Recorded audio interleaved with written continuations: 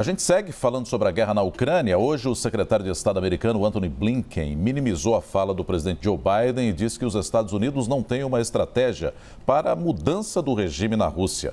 Ontem, Biden declarou que Putin não pode permanecer no poder. Nós vamos conversar sobre esse assunto com o professor de Relações Internacionais da ESPM, Günter Hudzit, que gentilmente nos atende nesta manhã de domingo. Bom dia, professor, bem-vindo.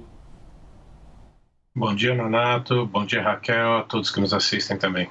Professor, qual é a avaliação que o senhor faz dessas declarações do Biden, que não são as primeiras, né? Ele já tem falado isso há algum tempo, falou isso nos Estados Unidos, voltou a repetir agora na Polônia, chegou até a chamar o Putin de açougueiro ontem. Que tipo de implicações que isso pode trazer nesse momento, professor? Bom, foi uma retórica, principalmente uma retórica para a população europeia, principalmente para o leste europeu, né, que sofreu muito, não só na Segunda Guerra Mundial com a invasão alemã nazista, depois a soviética. Então essa palavra tem um peso específico na cultura daquela região muito grande, mas também uma retórica para o próprio eleitor americano. O problema é que isso gerou essa expectativa de que os americanos estariam tentando derrubar o presidente Putin. E isso, nesse momento, seria realmente algo muito improdutivo, para dizer o mínimo, porque o presidente Putin se veria muito mais acuado e poderia aí sim tomar alguma medida mais radical, mais extrema. Por isso mesmo, essa tentativa de rapidamente tirar qualquer conotação desse sentido de mudar o regime. É um eufemismo para derrubar quem está no governo e colocar outro no lugar, como os americanos fizeram com Saddam Hussein no Iraque em 2003. Agora, professor, como as sanções econômicas de outros países estão afetando a Rússia? Tem algum impacto direto na guerra?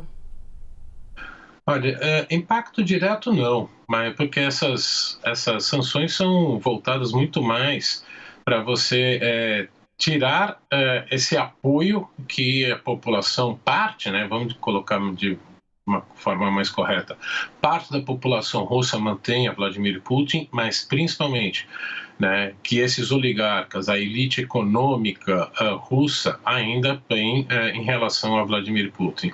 E isso não vai afetar no curto prazo, né? Isso já vem sendo discutido há algum tempo.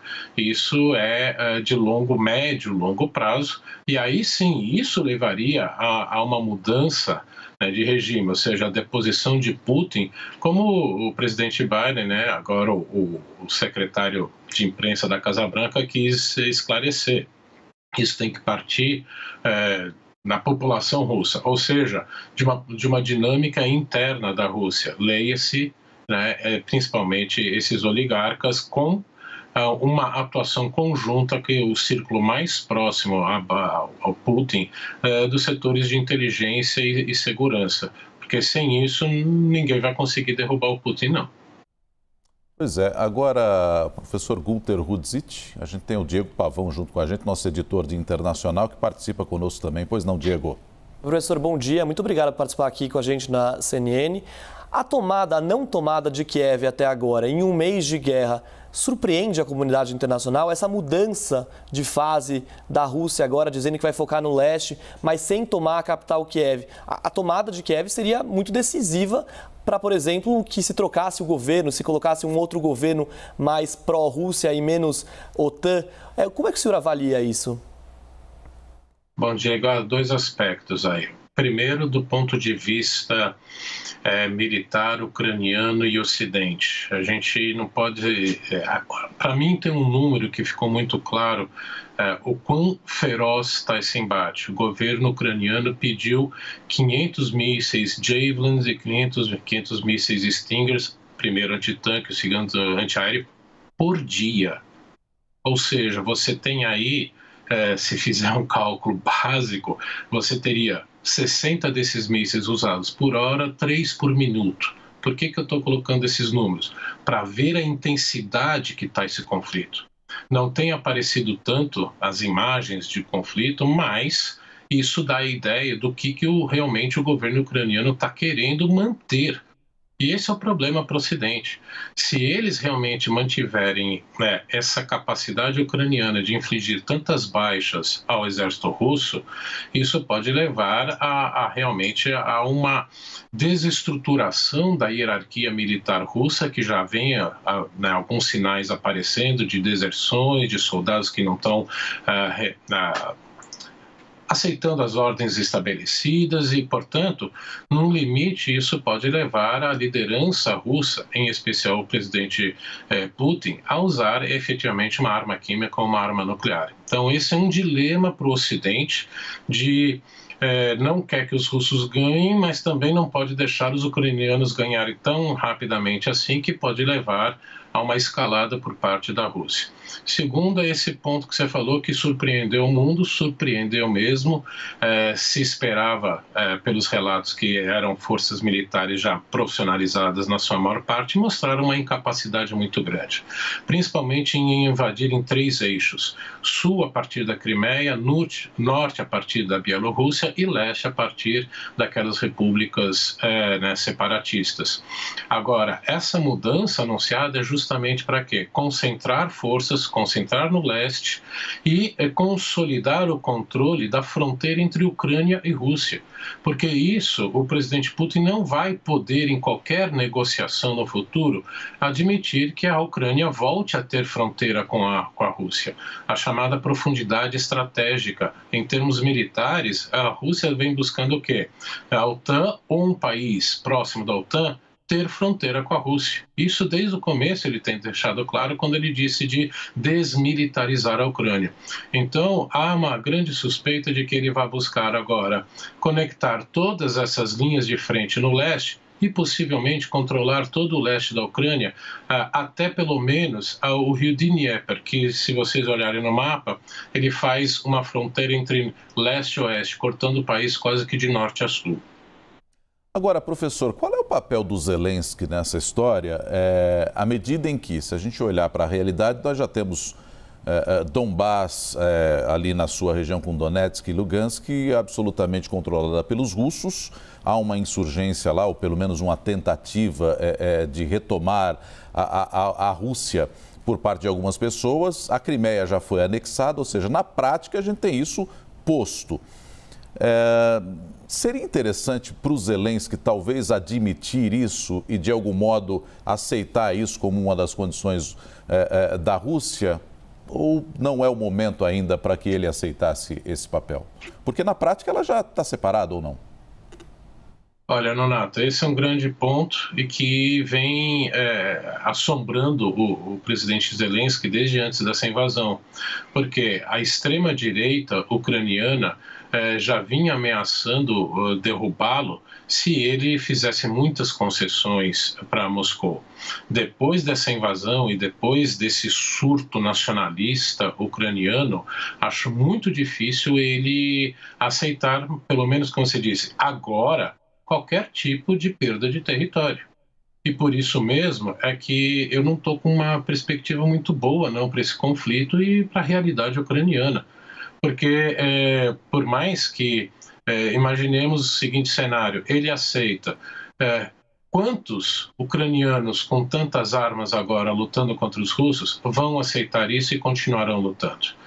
Então, a minha perspectiva é de que um conflito prostrado, que não vai se resolver por muito tempo. Quanto? Difícil dizer, mas eu arrisco dizer, dá uma olhada na Síria, o que está acontecendo até hoje, 11 anos depois.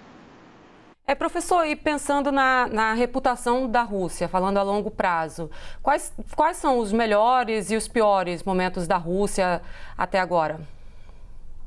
Bom, sem dúvida alguma, a imagem das Forças Armadas russas acabou, né? De que era uma força muito superior.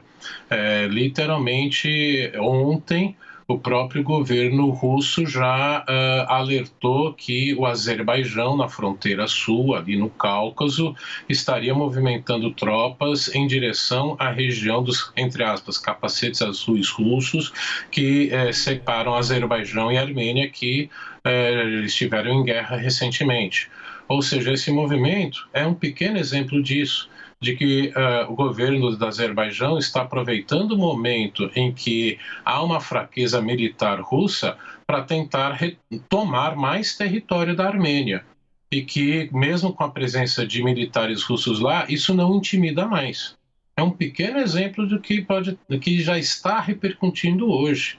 Então, primeiro, é isso. Segundo, a saída efetiva economicamente de várias empresas ocidentais. Elas não foram obrigadas a sair do mercado russo. Elas fizeram isso porque as empresas tiveram medo do risco reputacional, ou seja, os consumidores pararem de consumir nos principais mercados, Europa, Estados Unidos, Japão, porque essas empresas estão lá na Rússia. Portanto, você vai ter e vocês já noticiaram muito isso, a saída de empresas ocidentais que vão repercutir não só no dia a dia, mas economicamente, estruturalmente. A Rússia dificilmente vai fazer parte das cadeias globais de produção para empresas ocidentais. Então, economicamente, vai ter um impacto muito grande. E fora do ponto de vista diplomático, político, que agora está definitivamente estabelecido um confronto entre esse Ocidente democrático, liberal, e uma Rússia autocrática, que tem por trás o apoio chinês. Então, sim, a gente está revendo um redesenho da estrutura política, econômica e até, risco de dizer, social global, por um conflito que foi o presidente Putin que começou e, portanto, acelerou esse processo. Professor, cada vez mais o Ocidente tem levantado a possibilidade de que a Rússia, por exemplo, use armas químicas nesse conflito ou armas biológicas. E o Ocidente também promete consequências muito graves se isso de fato acontecer. O que a gente pode esperar dessas consequências tão graves que o Ocidente fala, caso essas armas químicas sejam utilizadas? E mais do que isso, de que forma essas armas mudam a dinâmica do conflito, mudam a dinâmica da guerra até agora? Bom, Diego, essa pergunta é realmente muito difícil até para os governos ocidentais responderem, porque tem um paradigma. Se eles agirem militarmente contra a Rússia, efetivamente a gente entra numa terceira guerra mundial e acaba a vida na Terra como a gente conhece. Para quem quer entender isso direito, eu coloco um número simples. Estados Unidos e Rússia têm armas nucleares suficientes para destruir a Terra 16 vezes. Então, quando eu digo acabar com a vida na Terra, como a gente conhece, é isso. Esse é um limite que está segurando o envolvimento militar direto do Ocidente na Ucrânia. Então, como isso torna impossível uma intervenção militar que poderia ter ocorrido, por exemplo, na Síria, quando o governo Bashar al-Assad usou armas químicas e o governo Obama não agiu militarmente, fica essa questão. Peraí, então, se não dá para reagir militarmente, vai fazer o quê? Mais sanções econômicas. E aí tem o limite também do que mais o Ocidente pode fazer. Então, provocar um colapso definitivo da economia russa, tirando efetivamente todos os bancos russos do sistema SWIFT de compensação internacional, também não interessa ao Ocidente, porque um colapso econômico pode levar a um caos social da Rússia, e aí quem controla as armas atômicas russas? Isso não interessa para a China. Então, eu vejo muito mais como uma retórica diplomática do que os meios que efetivamente o Ocidente tem para conseguir dar uma resposta efetiva para a Rússia. Agora, o que mudaria no campo de batalha? Não mudaria muito, porque pelas imagens que a gente tem recebido, né, as principais cidades, né, principalmente no sul da Rússia, já estão num nível de destruição muito grande. A gente não tem noção direito do que a população está passando. Isso pioraria mais. Aceleraria, entre aspas, infelizmente, é isso, aceleraria a morte dessas centenas de milhares de pessoas.